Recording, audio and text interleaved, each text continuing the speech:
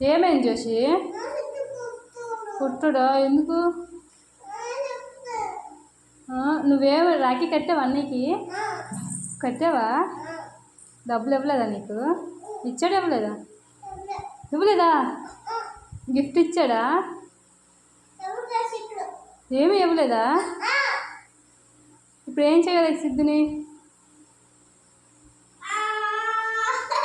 కొట్టేస్తావా? ఎందుకు? పోన్లే, మీ అన్నయ్య కదా, హ్యాపీ రక్షాబంధన్ అని చెప్పు.